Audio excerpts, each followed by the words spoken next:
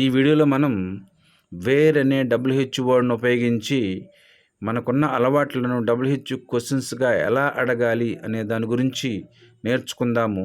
Wear అంటే ఎక్కడ అని అర్థము. స్థలముల గురించి అడిగేటప్పుడు వేర్ అనే WH వర్డ్ను ఉపయోగించి క్వశ్చన్స్ అడగాల్సి ఉంటుంది. షీ డస్ రైట్ లెటర్స్, ఆమె ఉత్తరాలు వ్రాస్తుంటుంది. ఇది పాజిటివ్ సెంటెన్స్.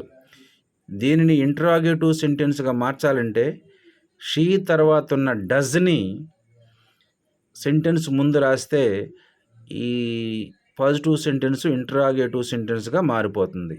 ఎలా మారుతుందంటే డస్ షీ రైట్ లెటర్స్, ఆమె ఉత్తరాలు రాస్తుంటుందా.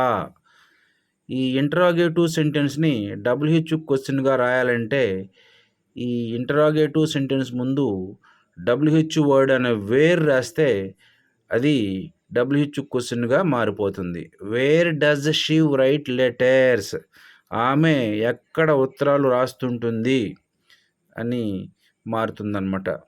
స్ట్రక్చర్ వచ్చి where plus does plus subject. He, she, it, Rama, Sita లాంటివి సబ్జెక్టుగా వచ్చినప్పుడు మాత్రమే డస్ అనే హెల్పింగ్ వెర్బ్ను ఉపయోగించాల్సి ఉంటుంది. Plus V1 plus object plus other words. Structure ఈ విధంగా ఉంటుంది.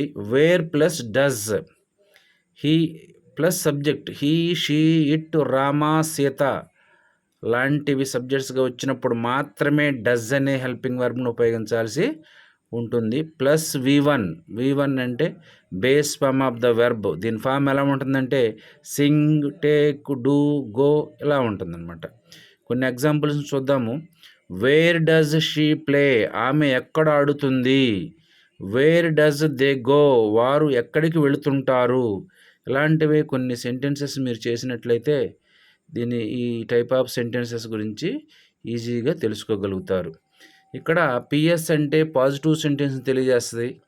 IS అంటే ఇంటరాగేటివ్ సెంటెన్స్ తెలియజేస్తుంది. WHQ అంటే WH క్వశ్చన్స్ని తెలియజేస్తుంది అనమాట.